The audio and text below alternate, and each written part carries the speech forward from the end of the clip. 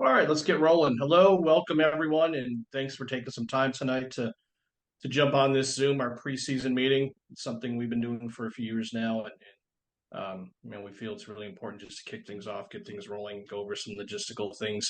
A lot of this stuff we've probably all said and heard in the past, but it's very important and just a bunch of key points that we want to drive home as we prepare for the start of the season. So I'm happy to be here. Welcome everyone, and Tom Honico, kick it over to you. Thanks, Chris. Good evening, everyone. As we embark here on 24, you look back at everything that's occurred over the fall and turning the page to the new year, and we're about to rev up. And this is again an opportunity. There hasn't been a significant amount of changes to mechanics or rules this year, but that doesn't mean that the importance of preparing the way you prepare every year should be disregarded. So there's excitement with every new season, excitement to clear the slate, start working on things that can help you in your development. And I'm looking forward to working with everyone in the 24 season. So good luck and pay attention. John? Hi, guys. This is going to be my best year because I'm not responsible for anything, but I'm going to be doing a lot. So I'm still around. Tom's taken my place in most of the big things that I was doing before, but that allows me to help out in all kinds of ways with everything that Tom's doing and all the things that Alex and Chris are working on too. So I'm here for you. You need me. I can be an intermediary too if you need it. Well, welcome everybody. John, Tom, Chris, thank you. 2024 season is here. We're all very excited to have the team that we do here, to have John's support with Chris and Tom and everything that we're doing. Probably a similar agenda to what many of you have seen in the past, but we think it's important to just try to run through some expectations, run through some policies and procedures, so that everybody is prepared here for the 2024 season. We will continue to monitor the chat. So if something pops up, please do pop the question in there. We may not answer it right away, but we'll get to it. Obviously, with 275 people on here, we probably won't be opening too many mics just from the standpoint of all the craziness. So without further ado, as we roll into the presentation, we've worked as United and Mac together for a long time here. COG before that, back probably all the way to 2015. At times, I think there is some overlap that can be a little bit confusing. So one of the things we'll aim to do tonight is just try to separate some things so that it's easy for people to communicate with those that they need to communicate with in certain situations, while still enjoying and being part of the fact that we're able to use resources together to make this whole United Mac family better for everyone in terms of training and scheduling and things like that. So just understand that we have different people who are responsible for different things, and try to understand as you see assignments and things that come up, what conferences might fall on either side, because you will see as we go through the presentation that there are just a few different ways that things need to be handled based on what conferences you're referring to or what conferences you're sending an email about. And our third partner is Greg Walls with the ODAC, and we've put his information there on the bottom. And if you're working in that conference and you need to get in touch with him, there's his information, and we'll put some information about Mac and UCU up here as we roll through the presentation.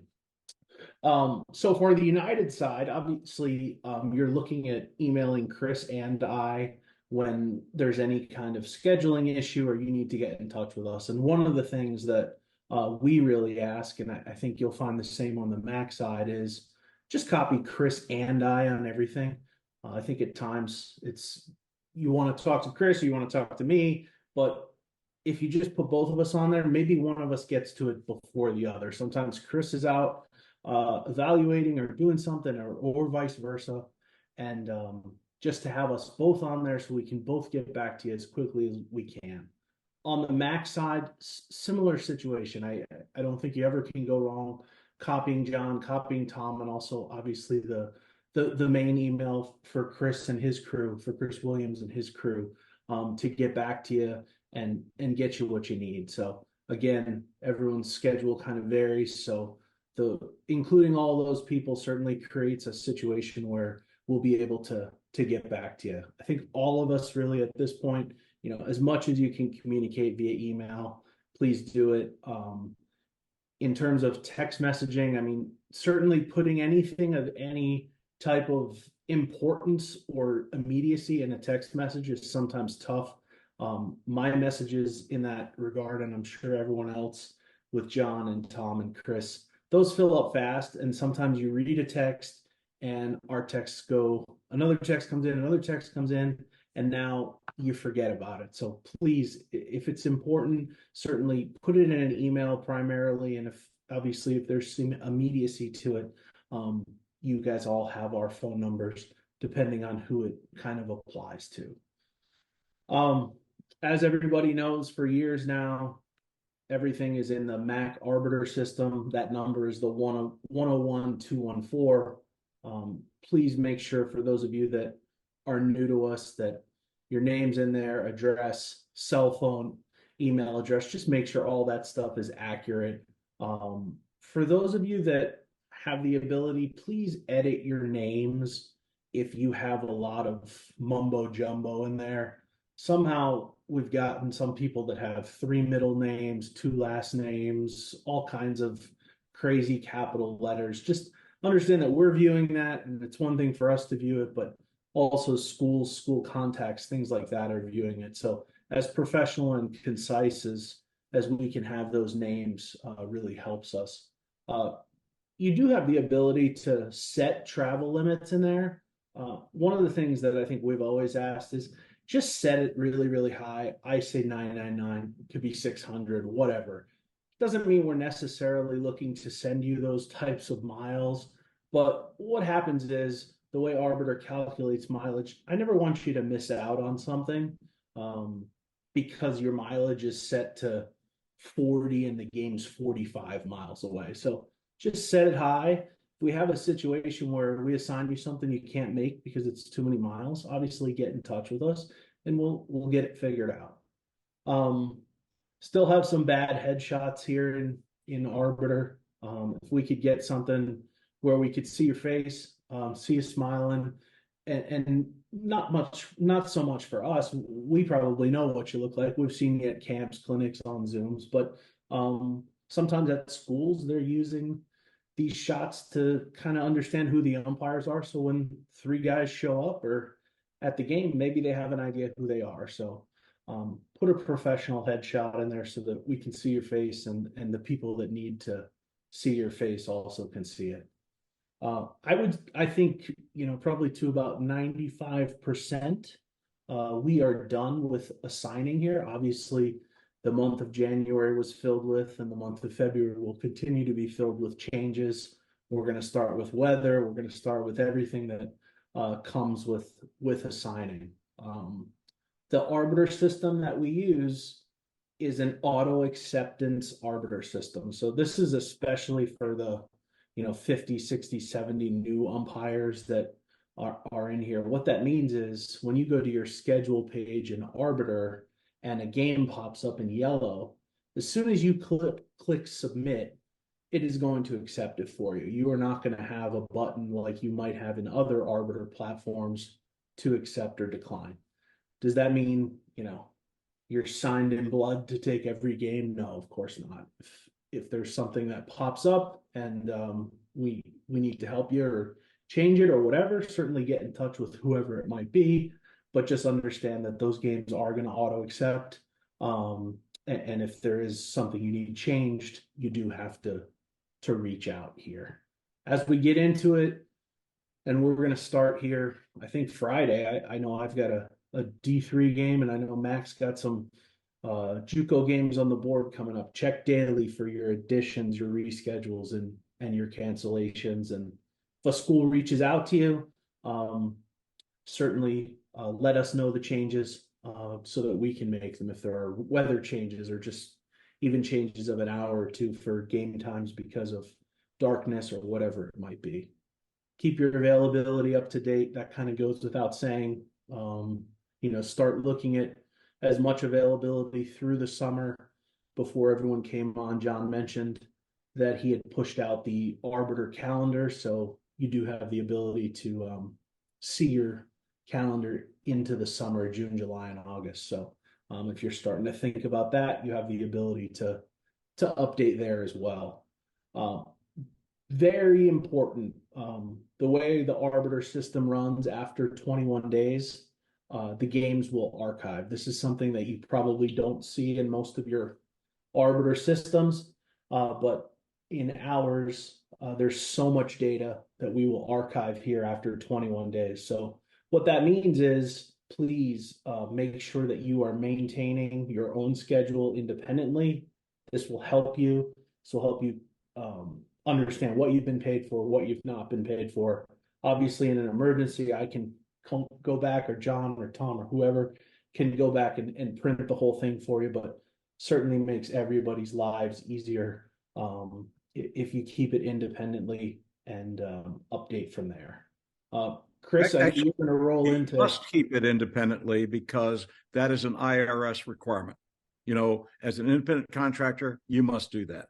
Because if we pay you for a game that you didn't bill us for, we can be required to not allow that deduction in an IRS audit.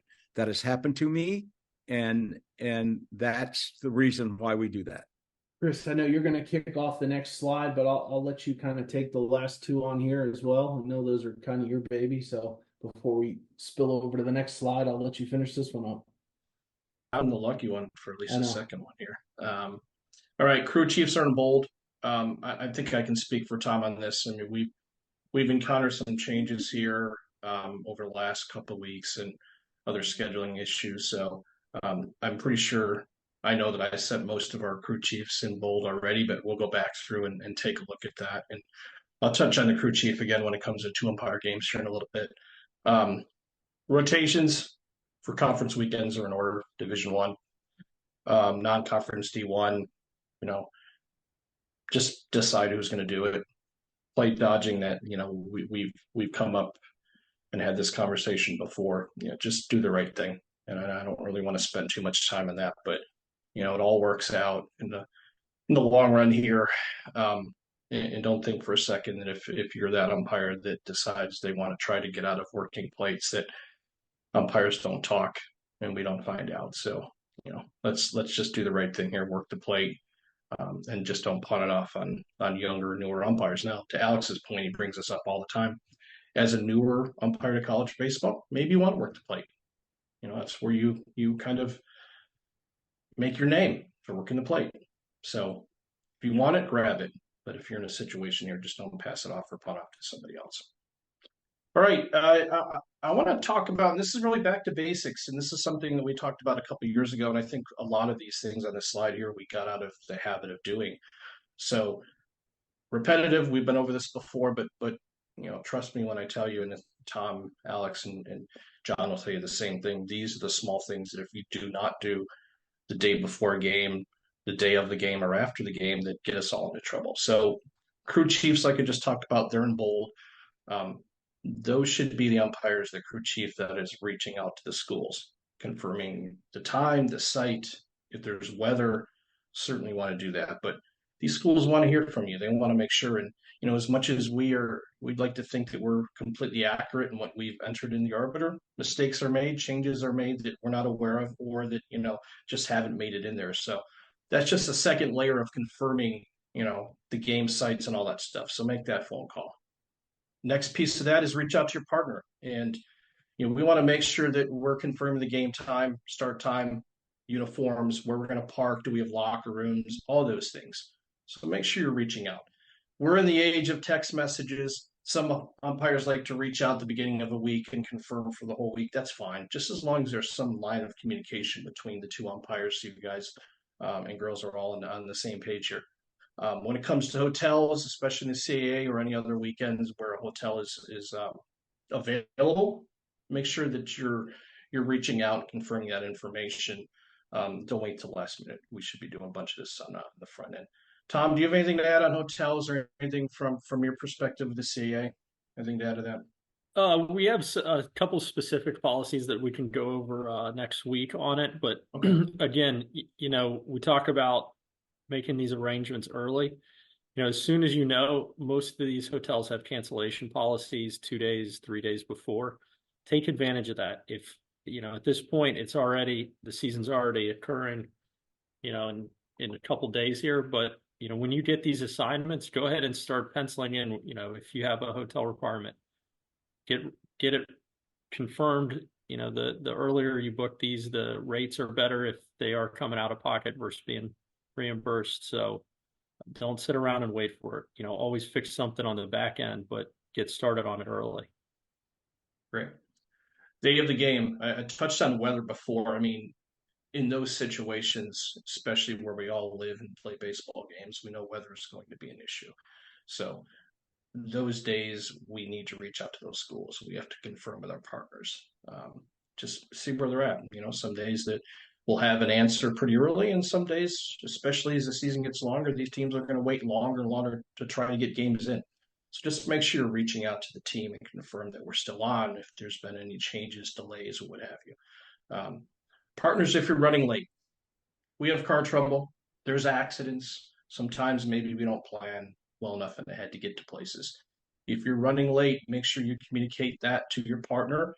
And in an extreme situation, let Alex, John, Tom, myself know about that as well.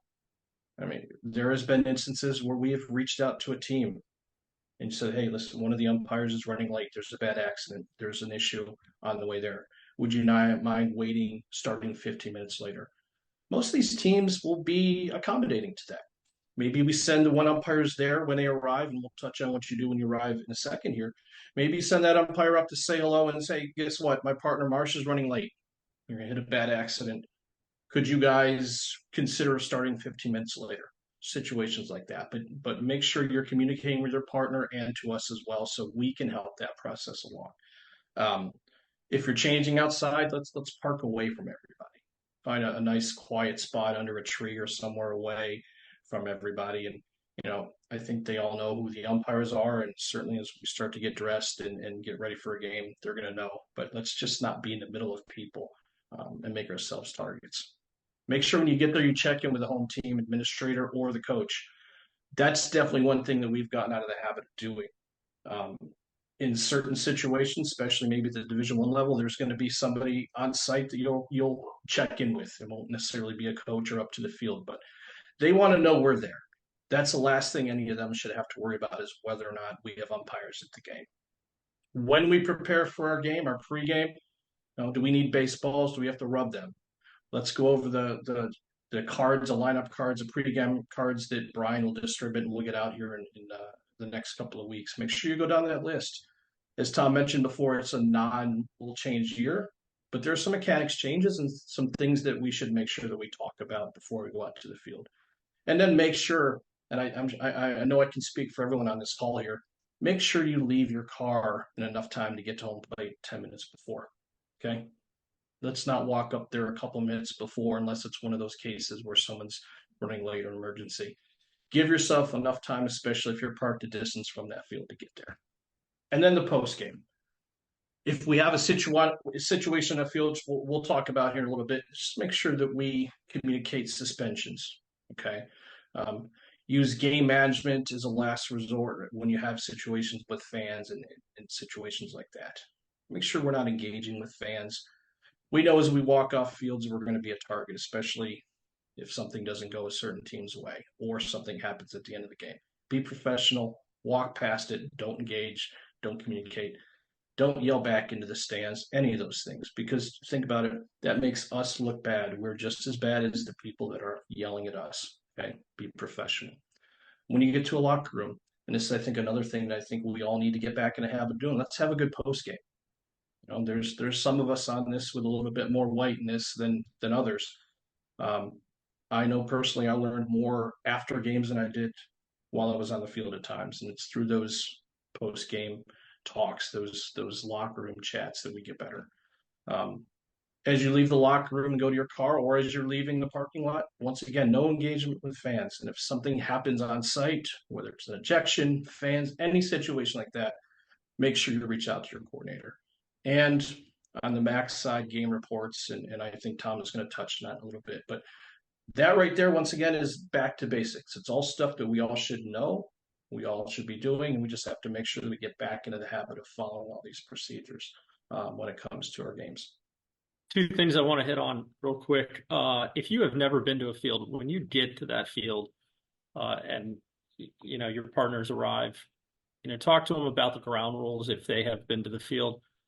When you're checking in with the home team or the game admins, if it's at the field, take the time to go around and take a ball with you, pick up a ball if batting practice is going on, and have an idea of what the ground rules should look like on that field. When you're looking at fences and different poles on the fence, can a ball go through there? Where the tarp is, if there's a tarp on the field, where can it get stuck at? Throw the ball against different areas of the outfield wall.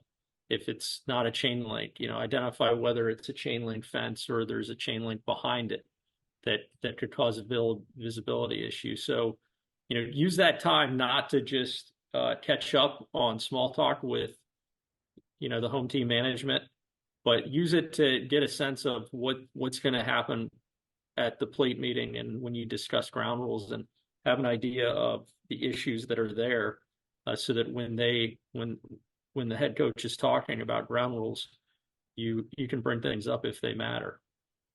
On post games, like Chris was saying, on the field, we want you confident, we want you firm, we want you fair, we want you discernible and effective in umpiring.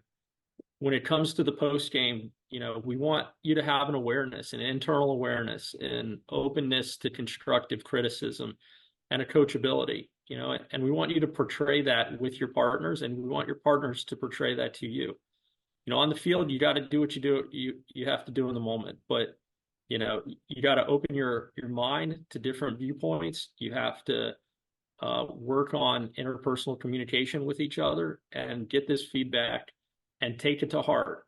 There's many times when, we think we're 100% right. We look at video and it could be different. We look at video and it reinforces the situation, but not all fields are going to have the opportunity to have video feedback. And so, take what your partners say with openness, with an approach to constructive criticism, and incorporate those pieces into your umpiring long term, and do that for others. That's what's going to get you to grow and get your crew to grow and your friends in umpiring to grow in this whole process and life cycle. So it's important not to just go into get out the door mode and get the showers done. It's important to take this time to evolve as an umpire. Thanks, Chris. Hey, guys, you got to be thinking of your umpire career as partially umpiring for whatever reasons you want to umpire, but you also have to consider it an intel operation. And that is that every single umpire that was at the top of the game 10 years ago no longer is, pretty much, because the game has changed a lot. So things change and mechanics change, rules change, procedures change, all kinds of stuff has changed and improved, I think. But you have to use all the intel sources that you have. So people that are reluctant to talk to your partners or ask for help or asked in the locker room, how did this go or how did that go, or not seeking information from their partners are stupid. Honestly, stupid. Because if you really want to know how well you're doing, then you have to be like an operative, an intel operative. You've got to look for ways to figure it out and be able to exploit information that people may not really be willing to give you willingly. You have to work on it and figure it out, read between the lines, be friendly, be open yourself, but run an intel. It's like your own junior CIA. If you really want to get good at this, you've got to figure out what you're missing, and you've got to figure out how to make it better. That's the way it's going to work if you really want to succeed here. So what Tom said about locker room and getting feedback and talking to your partners and all that, that's just the tip of it. There's so much more to it you can explore here to make yourself a better umpire. Listen to everyone and then figure out who's telling you the truth. And you guys thought there wouldn't be anything new this year. Hmm. Well done, John. From the standpoint of what we just went through, I think there's, as a veteran umpire, you may sit here and say, oh, I know most of that. Please, when you know it and you've heard it and you've done it for 15 years, continue to help those that are newer to the college game with a lot of these things. I think certainly, even since I've been in this game, we've seen umpires are coming from a wider variety and range of places now. Maybe there was a certain path 10 years ago, but now we have umpires coming from travel baseball and high school baseball and professional baseball. And these things are different everywhere. So as the veteran umpires, as those that have been around the block, please help those umpires that, are newer to college baseball with some of these, because they don't always seem obvious. And the more that we can get it ingrained for those umpires, the better. Oh, I believe we had one question just about length of time before games. I think I speak for everyone here where I say we shoot for at least an hour before game time to be on site. And it's because we want you to do the things that were just described. And the other thing is we also want you to have a safety net. If you shoot for an hour before and you hit a little bit of traffic, especially in Metro DC, Metro New York, Metro Boston, now you're still there in plenty of time. If you're shooting for 40 minutes, 35 minutes, and anything goes wrong, now you're starting to get into that danger zone. So yeah, please do shoot for an hour. I'll get that added here to our card. But yeah, great points, and thank you to everybody there on that piece. I think one thing Chris will talk about at the end is in terms of this stuff is our mentorship meeting that we've started on Monday evenings. And some of these types of questions that umpires may have that at times it can be a little intimidating to ask in front of a whole group. We've tried to isolate a grouping of our younger, newer umpires to be able to, in an open forum, kind of ask any of these types of questions or have an experience where they're with some veteran umpires in a Zoom chat and can ask questions and get some answers to some new things about college baseball. So we'll give you the information on that towards the end. I know I put a slide in there for it. So just to finish up some procedure stuff here, we have always, I think, made our mark as a group that is understanding that life outweighs baseball. Just work with us on that. When something comes up, we will do everything that we can to accommodate you. I know that one of the things John has taught me through the years is every time someone has something come up, another umpire gets an opportunity. And we've kind of always embraced that. So life changes for one person, another person gets an opportunity. So we are always happy to try to help and replace you if necessary, if things come up with, kids and work and all those kind of things. Understand there are some days, I think in some parts, especially of the United landscape, where if it's too short of notice, we may have to say no. There are some days that are just keep getting worse and worse. So just we will do the best we can. We will also do the best we can in our area to continue to allow you to move up. So a Division II comes up and you're in a junior college game for a different, you're in junior college for us and the Division II assigner needs you. We're going to do everything we can to try to get you into that better game. So work with us, be honest with us, and we will try to be honest with you. This is kind of one that Chris and I probably deal with that John and Tom not as much, with conversations with high school assigners, with those guys kind of controlling a lot of the high school in their area. So but especially in New York and New Jersey and places like that, we know a lot of you try to fill in with high school, with your coordinators, with different games when you don't have something for us. So please understand, we are not in any way out to try to hurt your high school coordinators. We want to give back as much as we can to the local high school groups. We want to try to work with them. We would ask, even more now than ever, continue to give back to your high school groups, continue to help your local groups in your area, whether you're a part of them in terms of a signing or you just may be able to stop by a meeting. I think through conversations that Chris and I have had through the years, there's a lot of high school assigners who feel that once someone becomes a college umpire, they've completely lost them. And that's something we want to see changed. I would love to see more of our umpires stay involved with their local groups. Not necessarily, if you don't want to work a high school game, don't work high school. But that doesn't mean you can't be a part of the process. Maybe go out and help with some scrimmages where you can help some umpires, or get some umpires and get into the cages with them, or invite them to a cage session with some of our college teams where you can help someone. So keep that in mind, and especially to our veteran umpires, please continue to give back to not only the collegiate umpires in our group, but also your local groups around you.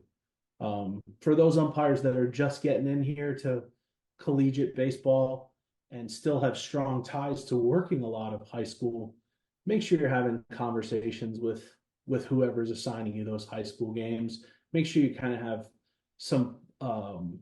something in place when a college game comes up on the same day that you have a high school game. I'm not saying we have no interest in, again, trying to hurt anybody or assign, within 3, 4, 5 hours of the game, so you're put in a really bad spot, or your high school assigner's in a bad spot. But if we're offering you collegiate games weeks in advance and you have a high school game, I think you've got to consider where you're working if someone's trying to hold you into that high school game that many weeks in advance and not allowing you to move up. So again, have those conversations early, and I think you'll be in a spot where people are kind of obliged to do what they say at that point. So have those conversations.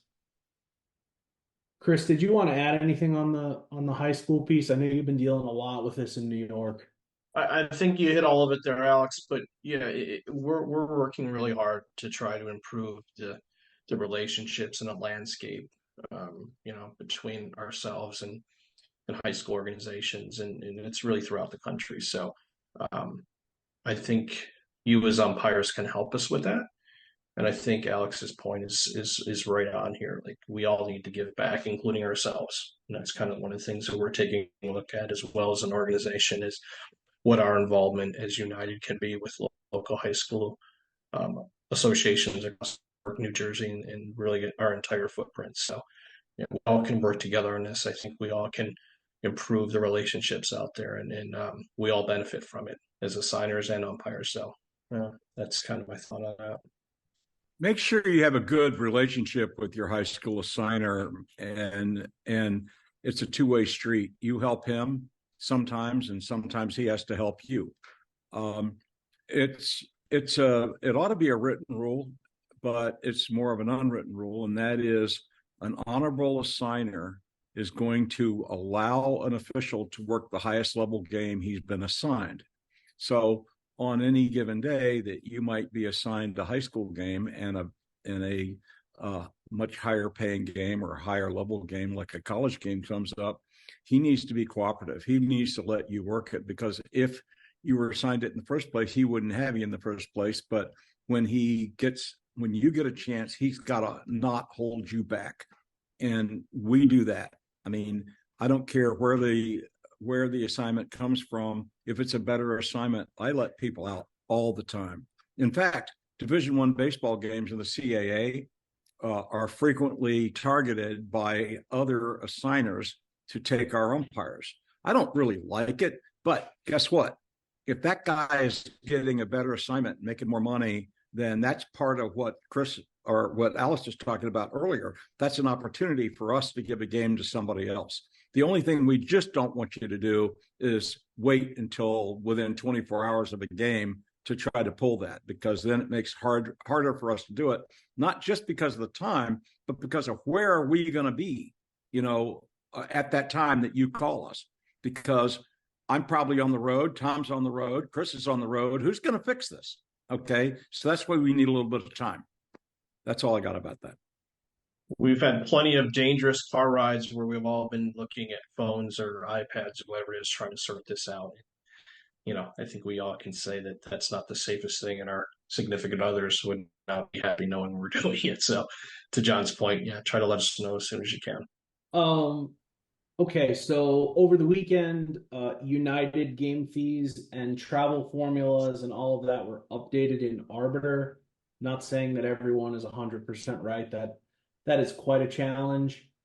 Those formulas and game fees are posted in RQ Plus, just the sheet that tells you what the formula should be. So on the United side, certainly you should have access to that, to what the formula is, and you can break that down. From the standpoint of certainly the MAC side, I think on the Division III, Region 20, George Washington, George Mason, we're at a flat rate. So that makes life a lot easier. It's not a formula that we all have to kind of break down in certain situations.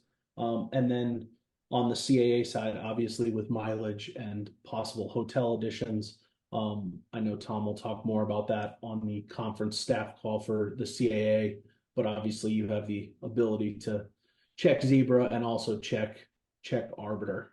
One thing is, as I've helped Tom and John through the years manage that, one of the things I think we would ask is, if you have an assignment in the CAA in ZebraWeb, make sure it's mirrored in Arbiter. And if you have one but not the other, please let somebody know as quickly as possible, because probably an error has been made. Tom, has Chris or you, is Zebra populated yet? Where are we at on that? It's in the process. Okay. So we're in the process of adding new umpires, and we have some schedules mirrored with Arbiter Sports. I'd put it about 25% right now.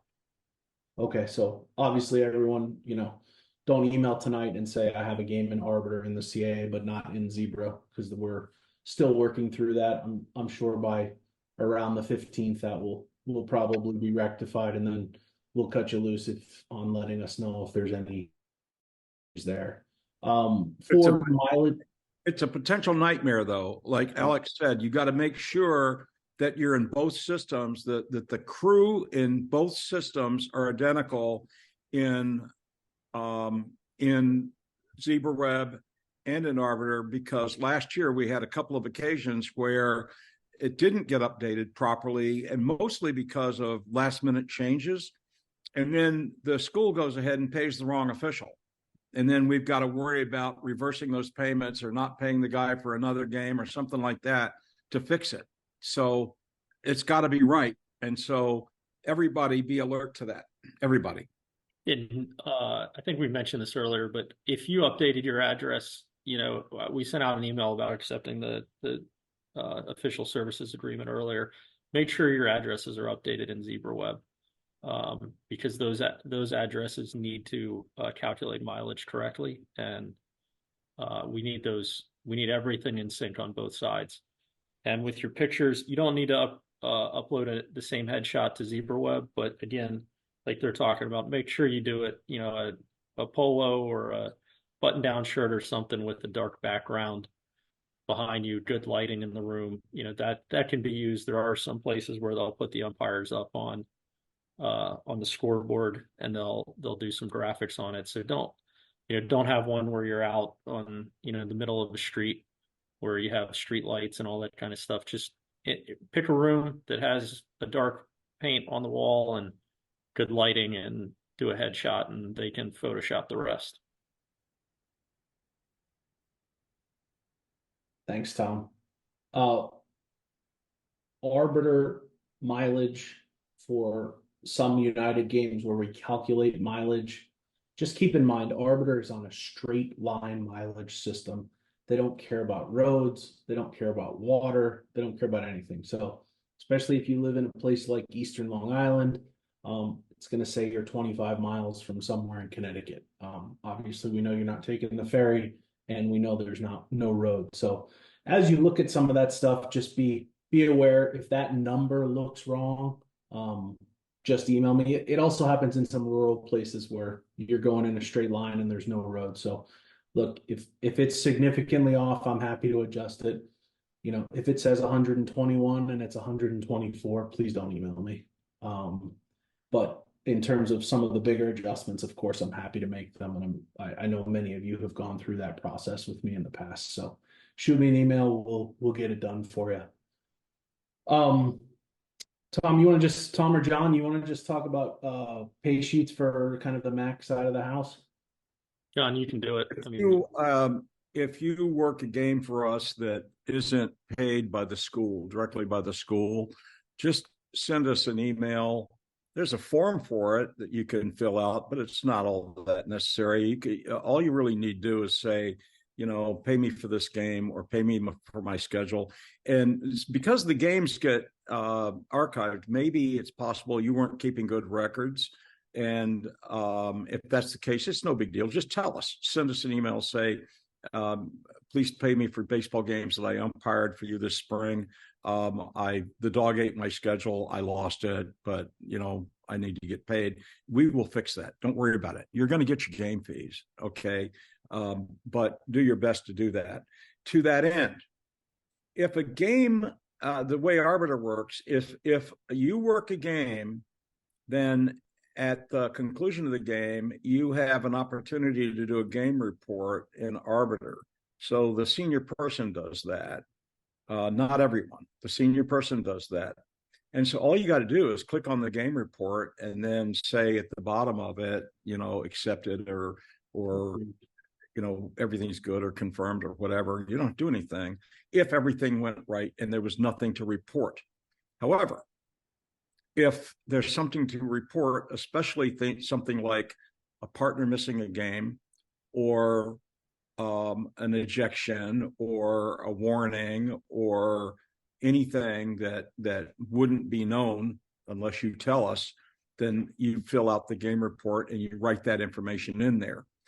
Then when we look at the game report after the game, it will show us if nothing happened at all, it'll be green. The game report's green, and we know there's nothing in there. We know when you do a green game report, nothing happened. Everything went great.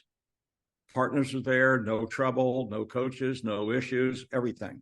If you don't do a game report, it stays red. And that creates all kinds of problems because when we send an invoice, that red game does not show up as a bill to the school. That means you don't get paid. If you do a pay sheet, your pay sheet on that game will not calculate that game in the pay sheet because the game has to be quote unquote verified for that to happen. How does it get verified? Simple. Do a game report. Do a game report, the game's verified. Everybody gets paid unless there's a notation that an umpire missed a game. But a pay sheet will not include a non-verified game. It's the way it works. I can't change it. It's the way it is. So if you want to get paid, somebody has got to make sure the crew chiefs does a simple game report. It takes about 30 seconds or less. That's all it takes. The pay sheet after the season is over, just, send us a pay sheet, say, I worked 9 games. I worked 14. List them all if you want. I don't care. If you want to be specific, it's a good idea if you list all the games, but it won't matter because if you say you worked 8 games, we find 8 games, we pay you for 8 games, we will create a pay sheet in Arbiter that you'll be able to look at, you'll be able to have, and it'll be able to be downloaded off of your site anytime you want. It'll be there. So whatever game report you send us, we will translate it, rework it into an Arbiter game report, and then you'll have an official record from what you got paid. I hope that answers all the questions you needed for that. Yeah, for sure. And again, from the top, this is why I say it's so important to understand, what conference it may be. I think from Chris and our side on with United, we certainly encourage you to do the game reports. We have very few schools that we actually do the payments for. There are a few. We will work through that with all of you. Those schools are up, or will be up, on RQ, on the platform there. I will email that list so we know, so who's being paid by United versus what schools are paying directly. The huge abundance, as all of you know, are paid directly by the schools. Just fees that are involved here. I'll run through the United, and then I'll let Tom run through kind of the MAC side. This is our same structure that was in place with for many years. Conference games, we do not use an assigning fee. Non-conference games, we will charge 10% of the base game fee. I think last year, for the first time, we had a game fee go above $300, and probably didn't make the appropriate correction in terms of what that game carried for an assigning fee. So in talking to Tom and John and Chris, I think on both sides, we certainly want to cap that at $30. So if it's a NEC game that pays $400, it won't be the full 10%. Obviously no assigning fees for canceled games. One thing that we do on the United side, we do have, as I've alluded to a little bit, have a RefQuest platform that those who are working, we do ask to be a part of. Pretty much everyone has signed up as they needed to. You paid $55 for that, along with your NCAA registration, and we credit you back up to $40. So really, if you're a pretty busy umpire, that platform winds up only costing $15. And for those of you that we have to make payments for, we will deduct assigning fees. If we don't, we will calculate and send you an email with an invoice around June 1st. I'll kick it over to you, Tom. Okay, thanks. Yeah, I believe these are the MAC assigning fees. They look in line with United, so I don't have significantly more on there. I know that a lot of umpires work across MAC and elsewhere, so likewise, if you have games being paid out of Arbiter pay, the assigning fees would be deducted there when the MAC Group 1 runs the pay sheet. So thanks, Tom. Chris? All right, Colin, the coordinator. So we'll talk at some point here further down the road, and more specifically in conference meetings about ejections and such. But it is absolutely 100% important that you call for a United game at any level, junior college through Division I. Contact me immediately in the event you have an ejection. The doubleheader, call in between games, and definitely after a single 9-inning game or at the end of doubleheader, make sure you reach out to me. For MAC assignments, reach out to Tom. As a secondary contact for both, if you don't get a hold of Tom or myself, reach out to Alex. I think it's very uncommon we don't pick up the phone, but you know what? On one of those days, maybe we have more than one that we're dealing with at the same time. So why do we ask this, that you call us immediately? As you can imagine, and many times, and we're seeing this more and more, this process has started while you're still on the field. Okay. In some events we have coaches that have contacted us. We certainly have contacts from our leagues and conferences that have reached out to us, and we don't ever want to be blindsided by not having some information. At a minimum, when we receive that phone call, we should be able to at least answer, yes, I've spoken with the umpire, I've spoken with the crew, we're working on it. But when there's a situation where somebody contacts one of the four of us and we're not notified, we have no idea an ejection is coming our way, as you could imagine, that's very difficult for us to manage on our end. We want to provide answers before any of the conferences have them, if possible. So those are the phone calls. Make sure you reach out to us immediately. In some of these situations, a simple ejection where someone just says the wrong word, might not be the biggest deal, but especially in situations where there's going to be suspensions involved, potential and sportsmanlike stuff, which we've talked about a lot, we need to have that information right away so we can do our job as coordinators. Chris, I Go ahead. just want to interject something here that I just Yep. thought about and I think applies to all of us. In the past, when we had ejections and ejection reports, the report that you filled out on the RQ platform or previous to that in Arbiter went to the national coordinator of whatever level you were working. It went to whoever the coordinator was, and it went to Randy Bruns. And really, that was kind of a buffer to, if we screwed something up, we had the ability before it hit the desk of a conference commissioner or a head coach to change something. And we got a notification, I would say about a month ago, that when you click that button now, it's going to go to the people I just listed. It's going to go to both athletic directors, and it's going to go to the head coach of the offending team immediately. So keep in mind, there's really, once it's gone to those people, there's no buffer anymore. It's out there in the world. So understand that Tom and John and me and Chris, we are all here to help. And if you have a sticky situation with an ejection report where you don't feel great about maybe how you're writing something, or you don't know how it should be written up, we're here to help. But just understand now, once you press that button, the editing process is now a lot more difficult than maybe it was in the past, where I could just call Don and say, hey, don't send that report to anybody. We're going to revise it. Or Chris and Tom and John could do the same with George. Now, once it's gone, it's gone. And now if we're editing something, now it probably comes under further scrutiny. So I mentioned this here because obviously when you're calling your coordinators about ejections, the next piece is going to be filling out the report. So, yeah, and I think the next message will also be, depending on what type of an ejection this is. Okay, this is a pretty simple one. Go ahead, write it.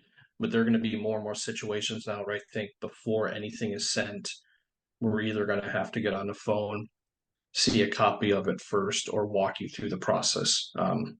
We've all spent time over the years doing this. We've all been up to 2, 3 o'clock in the morning from time to time on really bad situations to make sure it's right.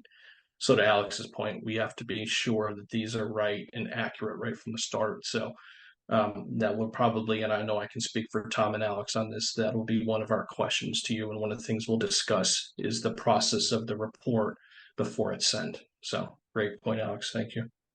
Almost every single ejection that I've talked to umpires about over the last few years, maybe forever, has one interesting component to it. And that is that umpires tend to have an idea of what happened and what you do about it, like there's only one answer.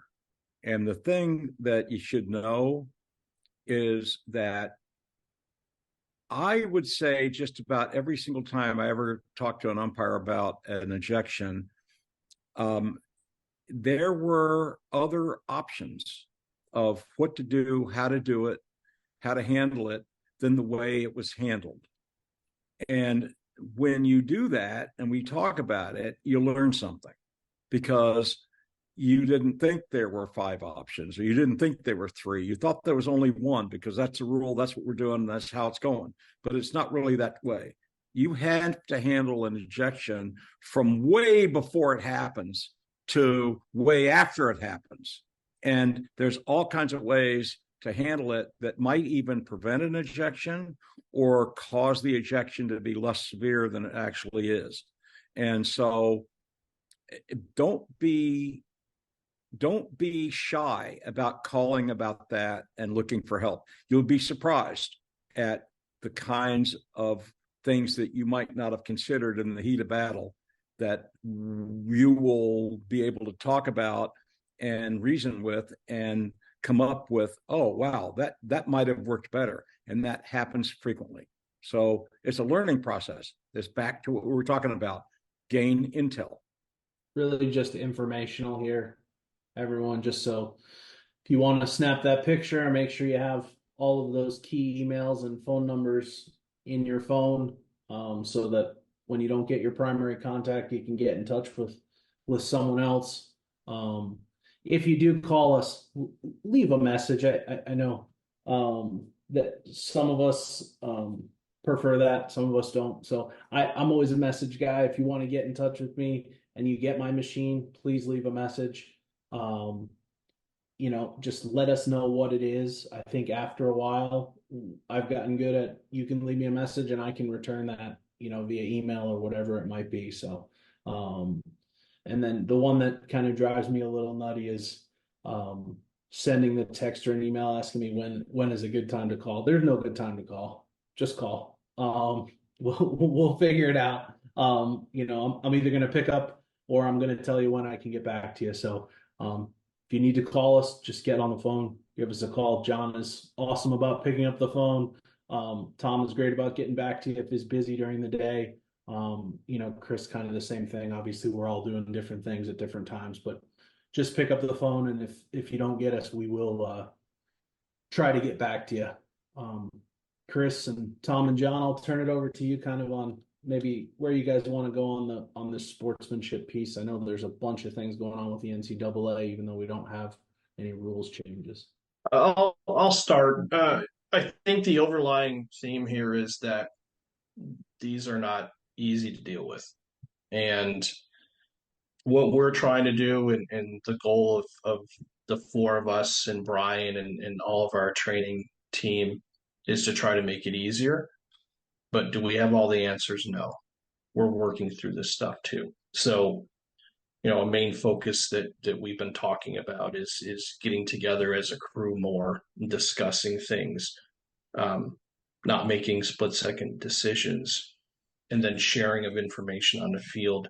One thing that I talked about last year is if there's ever a situation, and we've all been a part of it, I've been a part of it, where we get into the locker room after the game, and one of the first things we say is, "Oh man, we should have done this."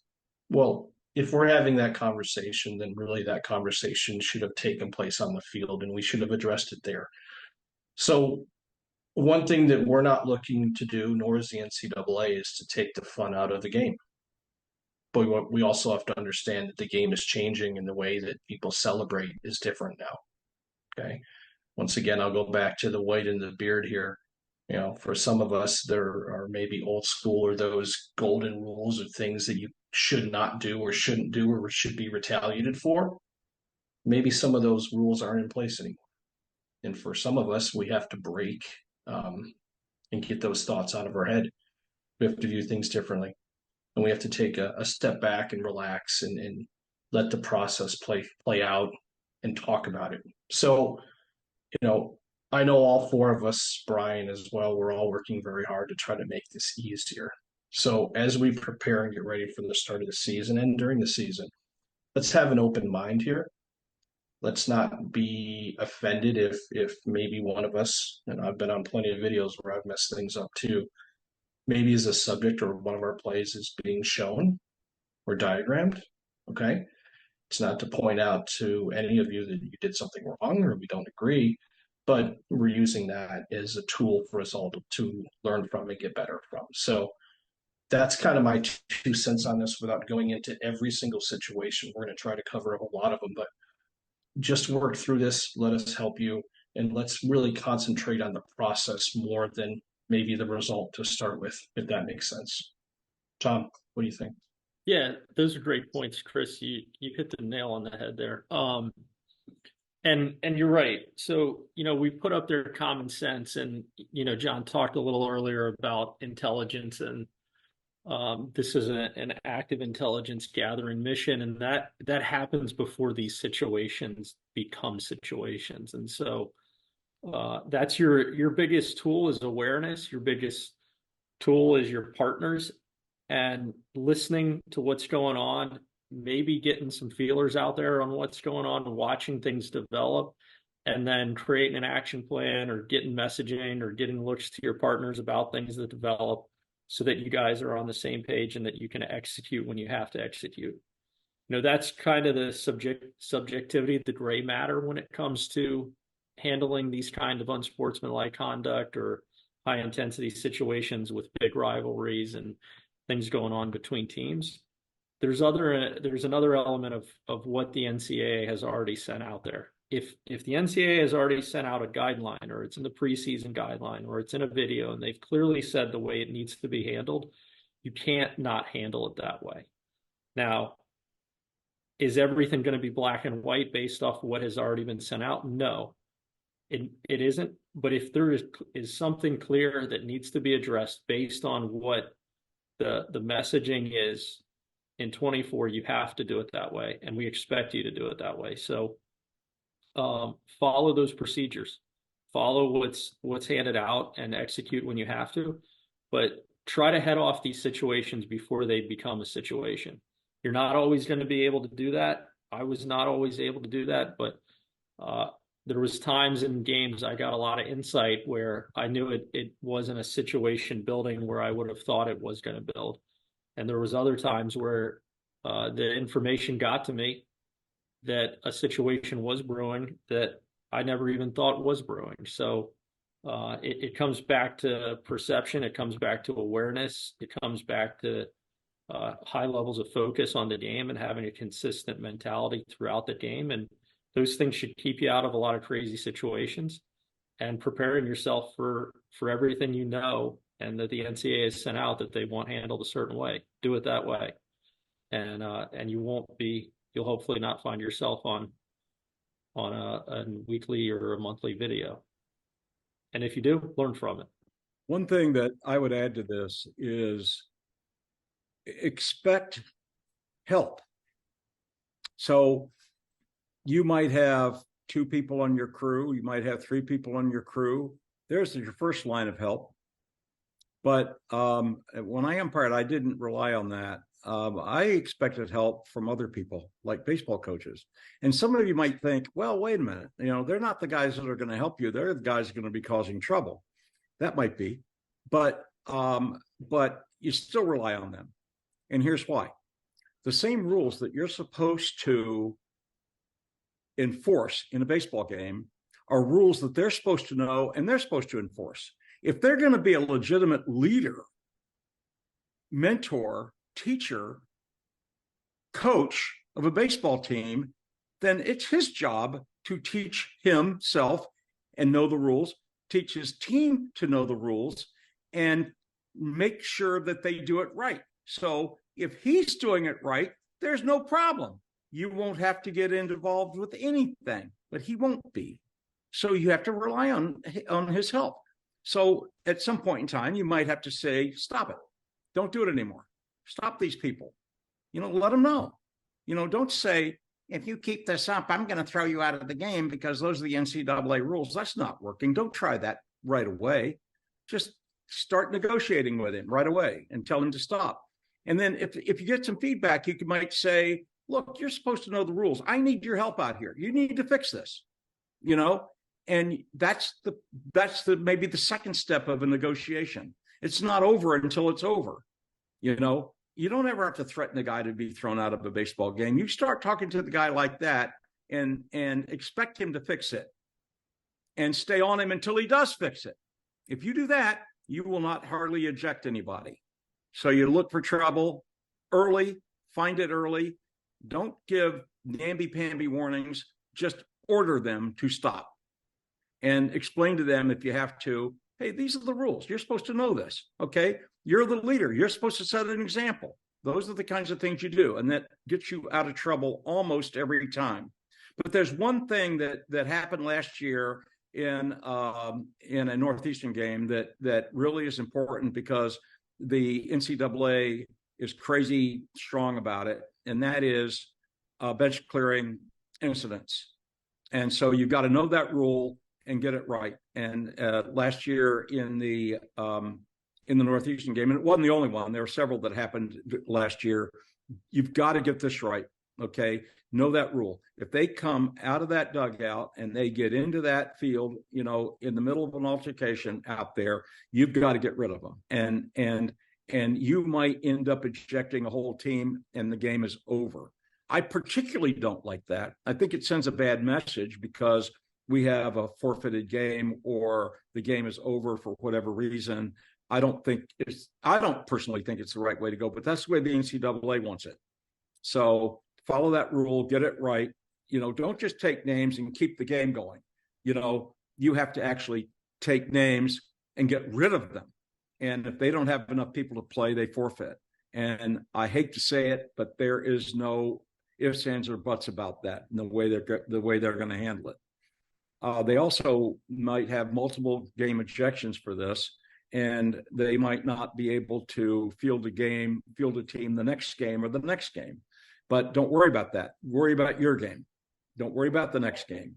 Okay.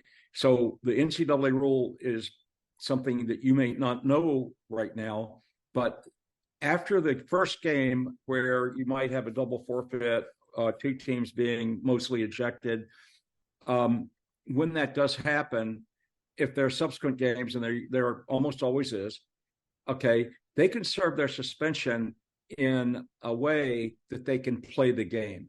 So in other words, certain people will be suspended this game, certain other people will be suspended the next game, certain other people will be suspended the following game. And that way they can split it up in a plan that will be set up with Jerusha to make sure that all works. And you don't have to worry about subsequent games, but you do have to worry about the game you're on, and you've got to do everything you can to get the right people and get them off the field. And one good way to do it is don't just look and see who's on the field, look and see who's left in the dugout, because those are the people you don't eject. Look at the people that are still in the bullpen, because those are people you don't have to eject. So sometimes it's easier to go by elimination than actions. So if they're on the field, chances are, because that's the rule, that's the way you got to act. Okay. And that's all I got. Thanks, John. Yeah, everyone, I think the other thing with unsportsmanlike conduct, I think we've been talking a little bit about gathering intelligence here. And one of the things that we can do in all of these situations is share our intelligence. And I think there's been a big push from the NCAA, from Chris, Tom, John. When we do have these situations, let's get together. Each of the umpires on the field has gathered their own intelligence, and we need to put our heads together and kind of try to come up with the best outcome here. And that might be in an unsportsmanlike conduct situation, trying to discern between warning or ejection, and certainly in a fight situation when we've got to figure out, who's got to get ejected, who's got to go, who's staying, all those kind of things. And even more in the Northeast, who's wearing what number when they're actually wearing a sweatshirt. So, let's do our best to help each other. Sometimes there's two of us, sometimes there's three of us. So let's do the best we can. Very quickly, I won't belabor this point. These are the shirts that we wear here. I think all of the veteran umpires are aware of that, and I think from some of our new member calls, we were able to go through this in depth with some of the umpires who are just getting into college baseball. So here's the shirts. Obviously, our short sleeve black shirt, and then our powder blue and our alternate long sleeve black. There's a long sleeve blue that's also an alternate, not my favorite, but to each his own. On the jacket side, so we obviously have the baggy, which is our short sleeve and or long sleeve convertible jacket, not the warmest jacket in the world for those of us in the Northeast. Through the years, I think we've had this jacket that you'll see in the middle here. And that jacket was a custom jacket from 3 and 2. I think a lot of umpires have it. We are unfortunately not able to get that jacket anymore. The good news is Smitty is making a product that's very similar, and you see that product just to the right there. So for a thermal heavy jacket, we will kind of consider those a match, even though maybe they don't match 100%. I think Chris, me, Tom, John, and the crew on the field will be the only ones who even notice that. So we'll consider that a match. Obviously, all those jackets on there can be purchased wherever you do your umpire purchasing, whether it be with Keith or any of the other people out there. Blank plate coat, we always get asked about that. We love the plate coat. If you want to wear it, feel like you want to wear it, go ahead. There's your MAC and your UCU hats. Those are worn on the majority of our games. Division One conference, we wear whatever conference we're working of the five. And then Tom, the CAA is still wearing CAA hats in non-conference. Is that correct? Yes. Okay, so, and that's the one exception there for CAA non-conference, we will wear a CAA hat. The pants we're wearing are the polys from Smitty. I think pretty much everybody has kind of moved over to that, and really love those pants. Recommend that you get a pair if you haven't moved over yet, and they're that charcoal darker gray color. Again, no changes here on uniform requirements. Some of the different outlets that we've used, Stripes and Strikes has been a great partner of ours. They are still carrying all of our conference hats, including the CAA. They are still carrying MAC hats, United hats. They are doing most of the CAA staff stuff in terms of embroidery. And, I think, Tom, am I correct on that? The numbers are optional if you're in the CAA for the first time? Yeah, we've run into an issue with being able to supply these numbers for certain numbers. So we're running into numbers already being assigned and new numbers we're not able to get numbers on. So numbers are not a significant part of the uniform. If you have them on, great. If you don't have them on, you don't want to put them on, that's fine. But it's more of a supply chain issue than a uniform issue. So if you have them, keep them. If you don't have them, you don't have to put them on. But if you want to, you can. Awesome. Thanks, Tom. Again, there are other places that sell this stuff. We've kind of started some uniform stuff on our own because of our complexes, and out west carries some stuff for us. And then obviously all of your blank stuff, most of the stuff can be purchased wherever you feel you want to make your purchases for umpire gear. So I'll leave that all up to you, and we'll go from there. So just want to mention some summer baseball a little bit here. I think from our perspective, we feel like we've opened up a great opportunity for many of our umpires to work in the summer, whether it be in collegiate summer leagues that are assigned by a bunch of us in the family here, from United to MAC, even down into Georgia. We're doing the Sun Belt League down there now. So through another arm of our company.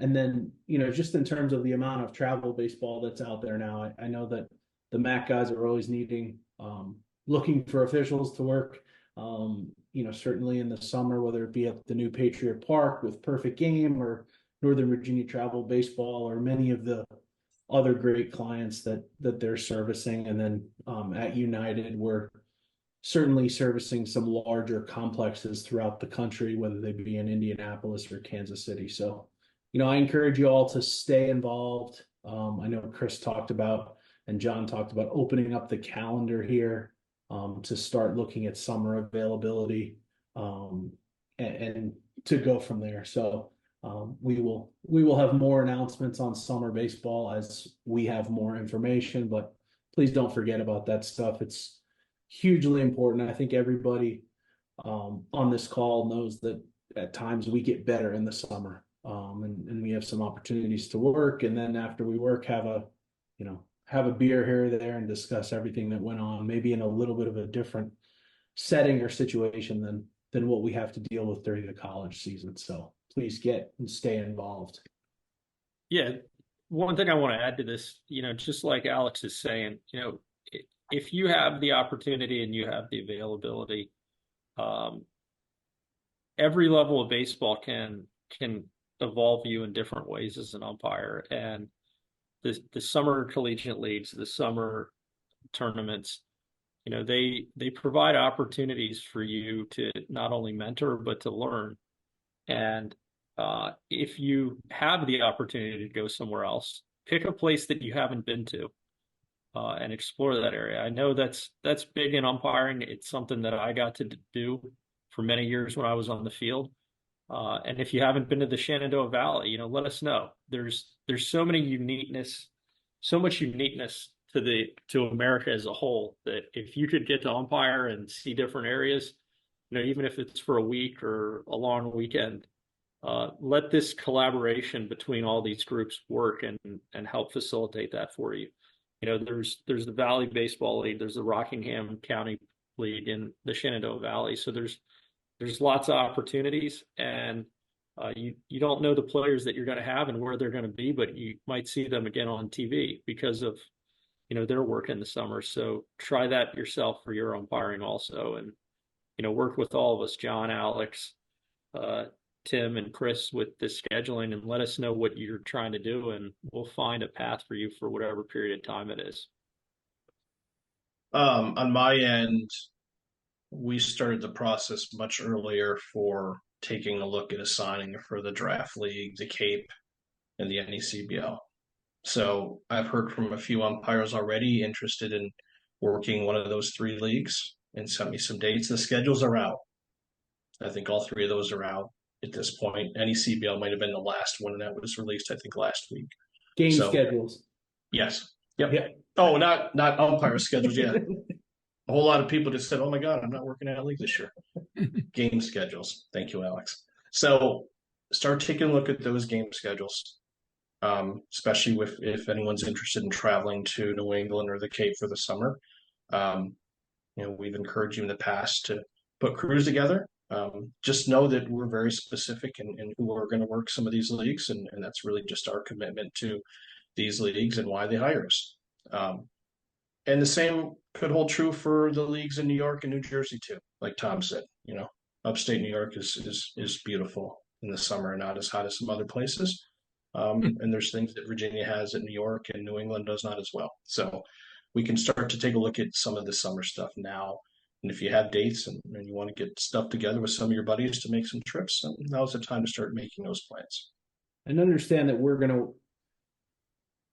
going to work together as a group with Tim to try to help you and get everything covered in a way that makes sense. So, if you have something that we need to start doing some trading, it's important that we all communicate so that the coordinators can communicate and make sure that obviously the games are covered. You're getting to work the games that you want to work in the summer, but obviously we can't leave one league shorter than the other, et cetera, et cetera.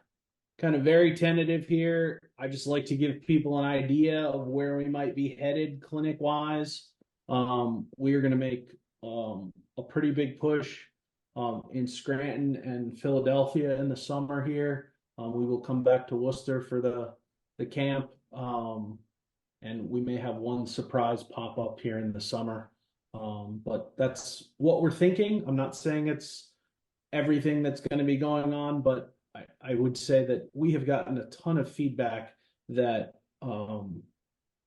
especially those of us who are teachers, enjoy getting to a summer camp because it's harder to take a full week. So we've tried to amp up that schedule a little bit. We are going to stay on the East Coast. We are not going to kind of venture to Indianapolis and Kansas City as maybe we have in the past, and give everyone some opportunities. Hope to keep these camps at a number where we can really work with you 1-on-1, 2-on-1, 3-on-1, and continue to expose everyone to great umpire training as we prepare for 2025. So that's just a quick preview, and obviously then the fall will come shortly after that. Chris, I threw a slide in here maybe you didn't see. And this will be so the original thought for these meetings was more for umpires with 0 to 5 years experience, and what we found is we welcome new umpires into our two organizations, and we have a couple of Zoom meetings like this, and then we send you out there, and we feel like maybe in some cases we didn't prepare you as much as we would like to. So these Monday mentorship meetings, really for anybody, to be honest with you, it's more geared towards the newer umpires to college baseball. But this is a forum that Alex, myself, Tom, John, none of us are on this. Okay. We understand from time to time there may be some questions, and maybe even tonight, that you're afraid to ask. Maybe you don't want one of us to think, oh my God, I can't believe Marshall doesn't know this. Okay. Well, here's a form where we have a bunch of our leaders through MAC and United. They're on there for your benefit. And really, we've started out with some preseason stuff and some subjects to talk on, but this is kind of evolving week to week here. And the way I envision this is we start to get into the season. Now it's a forum to talk about plays, to talk about what Tom and John spoke about earlier about, hey, handling these situations. How did I handle this? What's your thought on this? Did I do this right? Could I have done it better? Is there a better way to get to work and not eject somebody, like John was speaking about earlier? So these meetings are a great forum. It's a great opportunity for umpires to engage and talk about things that, maybe we haven't been able to give to all of you in the past. So we encourage you to jump on. I think the limit's around 100 people per night, per Monday, and we've been hovering around 50. So there's still some space in there for any of you that might be interested to hop on and be a part of this. We're proud of it, and I think it's really good for all of you to engage in this stuff. Chris, keep going. All right, what do we got next? Social media. I figured I was coming. All right, we're not going to spend a whole lot of time in this. We encourage you, and we know that you are proud of what you're doing and where you are, and happy to be umpiring college baseball. Okay. So my 2-second talk about this is just think about what you're doing, how you're messaging, your pictures, your checking in, whatever it may be on social media, how that can be viewed. We're all proud to go work at XYZ University on February 15th. No snow. It's 40 degrees. We're happy. Okay. Let's just be very aware of what we're putting out there, who's viewing it, who's seeing it, and what our comments can be, how they can be perceived by others. Okay.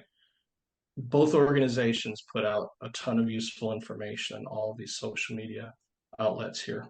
So, it's one more level of learning and training throughout the season is viewing this content that we put out.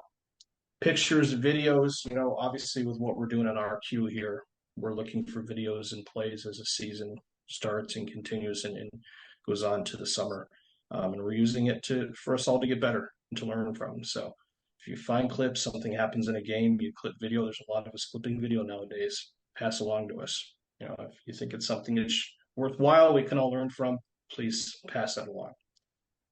All right, my 2-second rant about RQ United. All right, and we'll talk a little bit more about this on our staff meetings. A lot of really good information here to start at the beginning of this season. It's been, purposely geared towards some of the unsportsmanlike stuff. Looking at the numbers, it's a little disappointing at times to see that we're not having more engagement. And I'm not just saying that because we put the time and effort into it, because that's never going to stop. But it's a lot of very useful information we're putting out there to make your jobs on the baseball field go much smoother. So, I'd like to see us engage more. Let's watch these videos. Let's really get into these situations. Let's talk about them. Let's view them. Let's comment. There's a lot of good stuff here. And like we've said in the past, not engaging, not participating, not viewing this stuff is not an excuse to not know this information. So let's make that commitment. And I think Brian said this best the other day. It's a 15 or 20-minute investment each week. It's really all we're asking. And we really feel strongly that this is going to make your lives much easier on the baseball field. So please, I encourage you all to be a part of this and to view this stuff and to engage. It's really important stuff. Thanks, Chris. Just on a review of kind of what I've seen in the chat here, talk a little bit about back-to-back days. We have obviously in our 2 umpire system games, for the most part, we have conference series, but we're working with different crews each day. So obviously part of our responsibility when we talk about talking to coordinators is if there is something crazy unusual that didn't involve an ejection, that's certainly something that should be reported to Chris during those phone calls so that we can pass it along. Obviously it's not important to pass along, hey, nothing happened. We would be getting 100 emails about that because there's so many series each weekend. But in terms of issues that didn't rise to ejection, certainly important for our next day's crew to know that, whether it be junior college in Maryland or Division III in Massachusetts. Alex, can I make one quick point on that? Sure. We have the ability through our queue to email or text specific crews. So if something comes up, we have the ability to go ahead and let that next crew know that something happened, maybe the last time they played or the day before. Okay. So I think it's really important. And I think we've all been in situations where we've walked into something not knowing what happened. And it's a really uncomfortable feeling when you walk onto a field and a player or somebody says, "Hey, did you hear what happened yesterday?" And you don't know. So please pass that information along. We'll do our best to get out to the next crew. Thanks, Chris. There was a question about just the Cal Ripken League here, and I'll broaden this question a little bit. If you saw a summer league or a place you want to go in the summer that you're not exactly sure who the exact right person to talk to is, just email one of us and we're going to get you to the right person if I handle it, or Chris or Tom or John. So I know, Matt, you asked about Cal Ripken, and Norm was kind enough to respond. So just email one of us and we'll make sure we get you in the right direction so you can get some feedback on that league. Tony, you asked about the pullover with the gray panels. That's, I think, the one we showed in the picture. So yeah, we're still in the pullover with the gray panels there. Non-conference hats, I think I probably was not as clear as I could have been. Yeah. So on the United side, D1 conference games, conference hats, D1 non-conference, D3 JUCO, United hats. On the MAC side, anything other than CAA is a MAC hat. And then when you go into the CAA conference or non-conference, that's a CAA hat. So do hope that answers those. I don't see anything else in the chat that I didn't get at. As Tom and John and Chris are closing here, if you do have anything, I'll look at it one more time before we sign off. So I'll kick it to you, John. You look like you're ready. Celia used to say, never mind. My final words here tonight really don't have anything to do really of much of what we talked about tonight, but that in itself shows how important it is. And that is that to be a success in anything that you're doing, sometimes people think that being perfect, knowing the job, doing the job better from a technical point of view, the X's and O's is all it takes, but it's not really.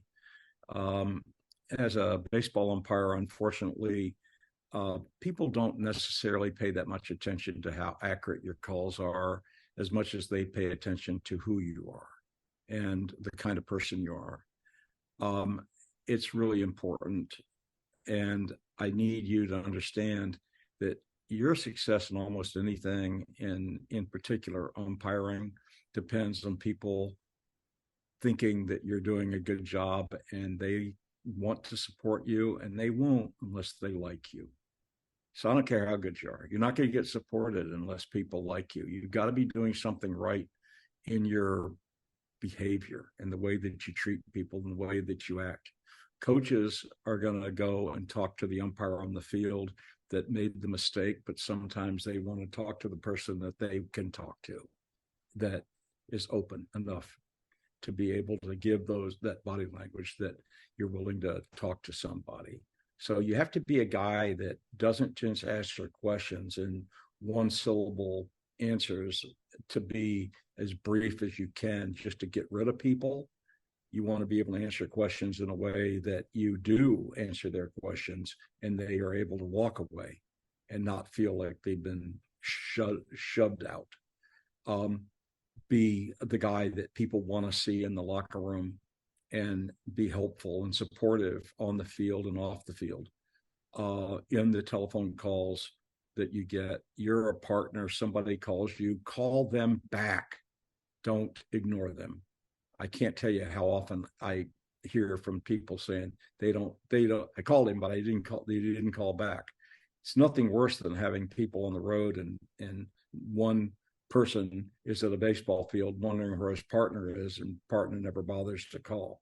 There's all kinds of things that you need to do just as a normal, productive, responsible human that you need to do that's beyond umpiring.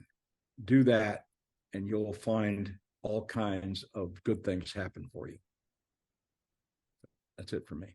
Okay, John, I cannot follow that up easily, but I will try by saying, listen, one of my keys to success is to work with everybody that I come across in a positive way, and share my knowledge and them share their knowledge. And one of our roles is to help move all umpires along in this process, but not move them along to where we want, but where they want to go. And so to do that, it's a two-way street in communication. And there's a lot of opportunities in this collaborative umpiring environment that exists.